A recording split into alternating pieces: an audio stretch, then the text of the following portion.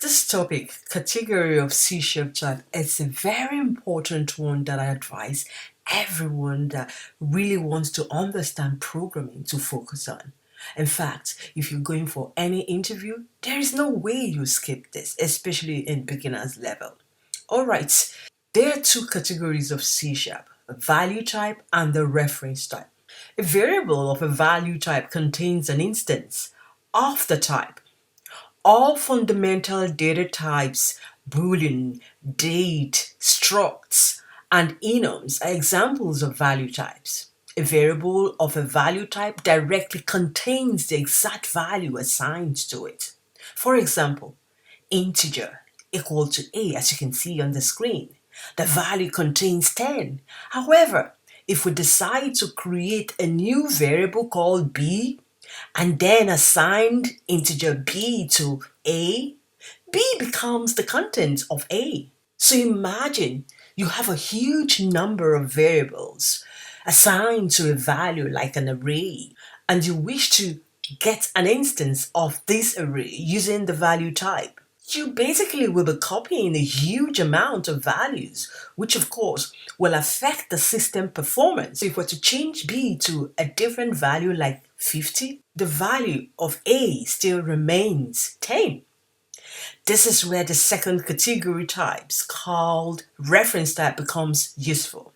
When a reference type is assigned to another reference type, both will point to the same object. A reference type is a code object that is stored directly where it was created, but acts as a pointer to a value stored elsewhere.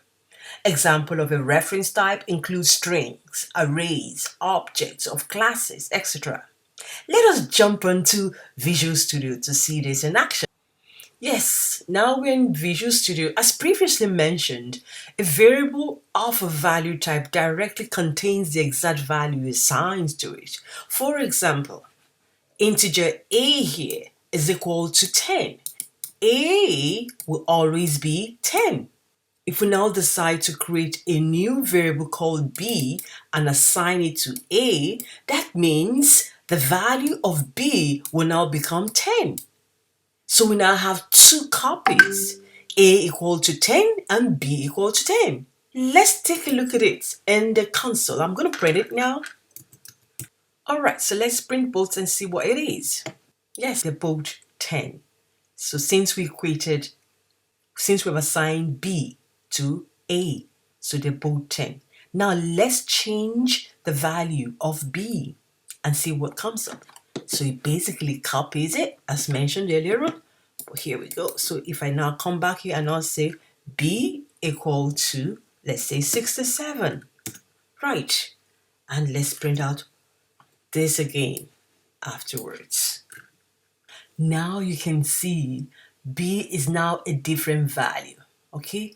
But if this was a reference type, it will be something, it will still be referencing the original number 10. But that's the main difference between a value type and a reference type. A reference type references the original value because they're both taking copies from some sort of class somewhere. It's the same thing, all right? It's just copying it. It's just referencing it. It's not copying it. Why a value type copies it. Okay, like I mentioned earlier on, a reference type is a code object that is stored directly where it was created, but acts as a pointer to a value stored elsewhere. Examples of reference types are strings, arrays, objects. So we're going to be using an array as an example in this exercise. All right, so what we want to do now, we're going to create, assign a value, an array to a variable, and we'll now change the content of that variable and see if it will change. All right, so imagine that we have an array. Array typically is represented by this. Okay, that's how you differentiate between a typical integer and an array. So you have to put these square brackets in front of it. So say an array A right, equal to, and the way you represent it as well, you put them in a curly bracket. So I'm assigning a to a value of just say, let me say 30. All right, and of course my semicolon. So this is me declaring an array and giving it a value. Remember, array typically will have several information and numbers in it, but I just to keep it simple, I'm putting just one item. So that's the purpose of array, to have more numbers. When I say more numbers, I mean it could be 4, 5, 6, 7, and so on and so forth. So you're saving a bunch of numbers inside an array. But for the purpose of this exercise, I will leave it at just 30. Okay, so now that's the one there. So let me create another variable called b. So I'll call it variable int, and yeah, and this is b. But I want to assign it to a, just like I did in the previous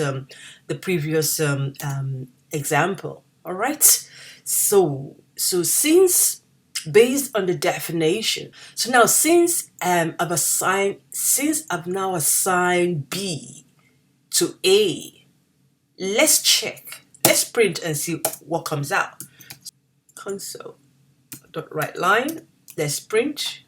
Because this is an array that is index based, you have to mention exactly the location of what we want to print. Obviously, it's going to be 0 because we have only one item there.